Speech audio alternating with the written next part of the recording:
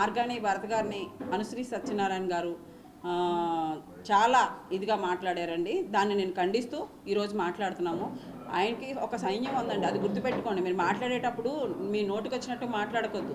ఈరోజు కూటమి ప్రభుత్వంలో మీరు చేసి నా పనులు ఏంటండి?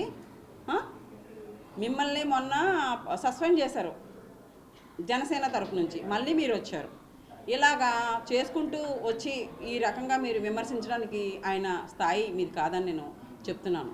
ఇంకొకసారి మా మార్గాని భరత్ గారిని కానీ, మా వైఎస్ జగన్మోహన్ రెడ్డి గారిని కానీ, ఏంటి రాజమండ్రిలో కూటమి ప్రభుత్వం వాళ్ళు ఉండగా మీరే ఎందుకు వచ్చి ఆయన్ని విమర్శించాలని అనుకుంటున్నారు? అంటే మీరేదో ఇది అనుకుంటున్నారేమో. కేవలం మీరు ఒక థియేటర్కి డిస్ట్రిబ్యూటర్, అది గుర్తుపెట్టుకోండి. అది గుర్తుపెట్టుకొని మా మార్గాని భరత్ గారిని విమర్శించండి. కానీ విమర్శించడానికి కూడా మీరు సరిపోరు. ఎందుకంటే మార్గాని భరత్ గారు ప్రతి అడుగు కూడా ప్రజల కోసమే ఆయన పనిచేశారు. ఈరోజు ఎన్నో ఇబ్బందులు పడుతున్న కల్తీ పాల విషయంలో మాట్లాడితే మీరు ఇష్టం వచ్చినట్టు మాట్లాడుతున్నారు. అది దేనికోసం అండి? ఆయన సొంత ప్రయోజనాని కోసమే మాట్లాడింది. ప్రజలు ఇబ్బంది పడ్డారు, ప్రజలు ప్రాణాలు పోయాయి.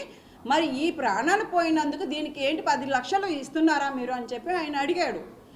ఆయన అందులో అడిగిన దానికి తప్పే ఉందండి? అంటే మీరు ప్రజల ప్రాణాలతో ఆడుకుంటారా? ఈరోజు అలాగే చూపిస్తున్నారు, నిర్లక్ష్యమే చేస్తున్నారు.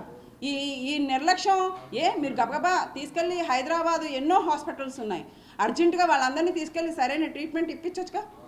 మీరు 10 లక్షలు ఇవ్వడం అంటే శవాల మీద రాజకీయాలని మీరు మాట్లాడారు కాబట్టి నేను మాట్లాడుతున్నా. శవాల మీద డబ్బు పెట్టి మీరు రాజకీయాలు చేస్తారా?